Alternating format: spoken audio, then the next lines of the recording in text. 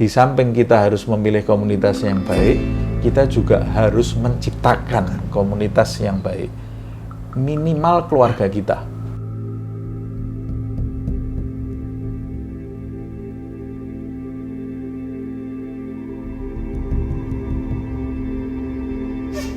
Ada satu hal yang menarik juga sebenarnya, Bib, dari sini. Di sini kan disebutkan bahwasanya Imam Al-Haddad itu menjaga jawarih anggota badan kita dari perbuatan maksiat dan atham itu adalah dan kita kenal bahwa jawarih kan banyak, kita ada tangan, kaki dan sebagainya. Tapi kenapa Imam Al-Haddad di sini itu lebih menitik beratkan pada 3 hal yang dia sampaikan di pasal ini, yaitu tentang penglihatan, kemudian terkait tentang Hifdzul lisan itu ya, menjaga lisan, menjaga pandangan dan menjaga pendengaran. Iya, pandangan dan pendengaran. Jadi kira-kira kenapa Imam Al-Haddad di sini hanya menyoroti 3 anggota badan ini? Jadi menjaga lisan, telinga atau pendengaran dan penglihatan. Jadi kira-kira apa rahasianya sehingga 3 hal ini banyak disoroti oleh Imam Al-Haddad dalam kitab ini? Ya, memang biasanya yang kita dengar kan 7 anggota badan ya. Mulut, telinga, mata, perut, kemaluan, tangan, dan kaki. Ya. Al-Imam Al-Ghazali di dalam kitab Bidayatul Hidayah, dia memerintahkan menjaga 7 anggota badan itu. Tapi di dalam Minhajul Abidin, Imam Ghazali ini seperti Habib Al-Haddad ini ya. Jadi yang dia titik beratkan pada 4 hal. Mulut, mata, telinga, dan hati. Nah, kalau lihat yang di Minhajul Abidin ini berkaitan sama dengan apa yang disampaikan oleh Habib Abdul Haddad ini. Nah, apa alasannya? Kalau hati kan sudah dibahas di bab khusus oleh beliau. Nah, ini sekarang tinggal lisan, mata, dan telinga. Alasannya apa? Mungkin alasannya karena pada hakikatnya semuanya seperti yang saya sebutkan di awal tadi, kembali tujuannya menjaga hati. Dan anggota badan itu sendiri yang paling berdampak buat hati, yang paling berdampak. Makanya ini kata-katanya sebetulnya wal yubaligh. Wal yubaligh itu artinya benar-benar menjaga. Berarti selain itu ada yang juga harus dijaga. Tapi 3 hal ini kamu sebaiknya benar-benar kamu jaga. Sebab 3 hal ini yang paling pokok di anggota badan seseorang. Nah, kalau 3 hal ini yang paling pokok, berarti anggota badan yang lain itu mengikuti 3 hal ini. Kalau 3 hal ini baik, biasanya yang lain akan lebih mudah menjaganya. Tapi kalau 3 hal ini kamu tidak bisa menjaganya, biasanya untuk menjaga yang lain lebih susah. Sebab tangan, kaki, perut, kemaluan itu semua sumbernya sebelum tangan, kaki, perut, kemaluan melakukan kejahatan, itu sebetulnya permulaannya dimulai dari penglihatan, pendengaran atau lisan. Nah, makanya ini yang dia titik beratkan. Jadi di 3 hal ini kita harus benar-benar berjihad riyad itu ya? Betul, betul.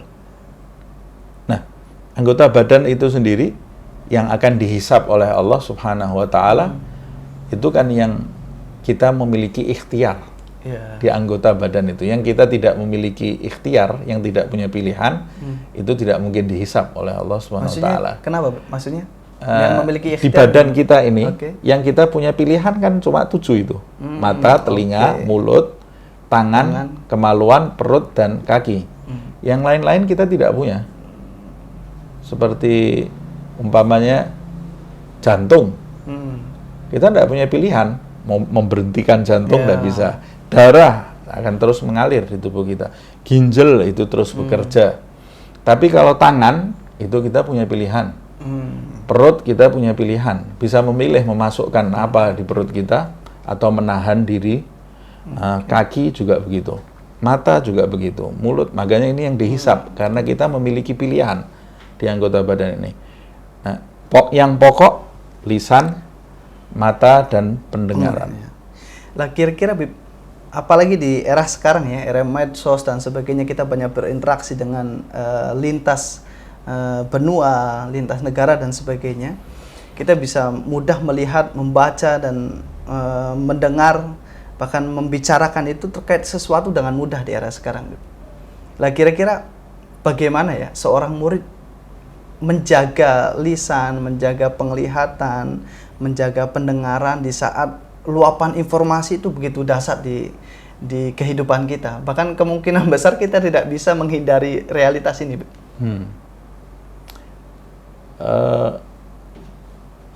Makanya dia memang harus berhati-hati menjaga dari hal-hal yang bisa merusak itu. Caranya ya dia harus benar-benar memastikan rutinitas dia di dalam hidup itu adalah rutinitas yang mengarahkan dia untuk melihat hal-hal yang baik, mendengarkan hal-hal yang baik, dan mengucapkan hal-hal yang baik. Jadi orang di dalam hidup itu kan bisa memilih komunitas. Kalau dia seperti orang yang ingin sehat, orang yang ingin badannya sehat, dia harus memilih komunitas. Kalau dia ingin badannya sehat, dia kumpul dengan orang sakit, mustahil dia bisa. Kalaupun dia bisa sehat, itu kemungkinan kecil. Kemungkinan kecil.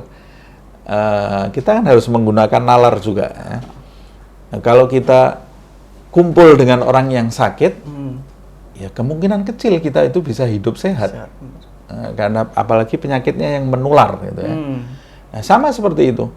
Kalau kita ingin memiliki mata yang sehat, yang baik gitu ya, pendengaran yang baik, mulut yang baik, pertama yang harus kita tentukan adalah komunitas.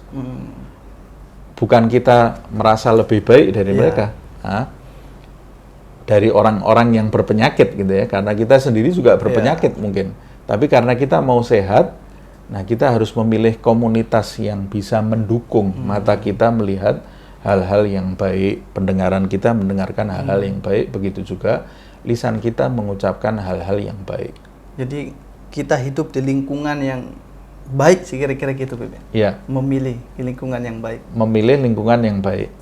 Tapi kalau kita sudah terlanjur, ya ini problem lagi nih. Pertanyaannya, ada sesuatu komunitas yang bisa kita hindari, ada yang tidak mungkin bisa kita hindari. Umpamanya di keluarga sendiri. Orang tua kita umpamanya, atau pasangan hidup kita, atau saudara kita mengajak kita untuk memandang hal-hal yang tidak baik, karena manusia kan tidak sempurna. Untuk mengucapkan hal-hal yang tidak baik, nah itu fungsi kita sebagai penasehat, mengajak mereka. Jadi di samping kita harus memilih komunitas yang baik, kita juga harus menciptakan komunitas yang baik. Minimal keluarga kita. Minimal keluarga kita. Makanya Allah kan memerintahkan di dalam ayat, Qu anfusakum wa ahlikum nara wa quduhan nasu wal hijara. Jagalah dirimu dan keluargamu dari api neraka. Karena keluargamu itu kamu punya kuasa di situ untuk menarik mereka. Kalau di luar sana kamu tidak punya kuasa. Minimal keluarga itu, komunitas kamu di dalam keluarga itu kamu ciptakan komunitas yang membuat kamu itu bisa menjalani hal-hal itu dengan baik. Selebihnya kamu bisa memilih dan berdakwah tentunya. Menciptakan komunitas yang baik itu dari keluarga, kemudian nanti selanjutnya. Kan lisan kita digunakan dengan baik, pendengaran dengan baik, dan saya kira ini hal PR penting bagi kita semua untuk bagaimana menjaga dan mengaktualisasikan potensi yang Allah berikan kepada kita dengan melakukan sebaik-baiknya. Ada tambahan sedikit. Begitu juga di internet atau di dunia maya sekarang ini. Kita juga sama sebetulnya, bisa memilih komunitas yang baik atau komunitas yang buruk. Masuk ke web yang baik atau web yang buruk. Di channel-channel kita juga bisa memilih. Nah, hanya saja kadang-kadang kita itu yang berlaku aneh gitu ya, ingin matanya memandang yang baik, membuka hal-hal yang tidak baik, pasti akan tercemar lah. Jadi emang kesadaran kita sama betul. Kita punya potensi akal untuk menjadi mizan bagi pembantu. Jadi seperti anak kecil kita nih ya, belum mumayyiz. Anak kecil itu kan kadang-kadang pilek tapi makan es. Mau sembuh tapi dia makan es. Ya kita itu seperti itulah kadang-kadang. Baik.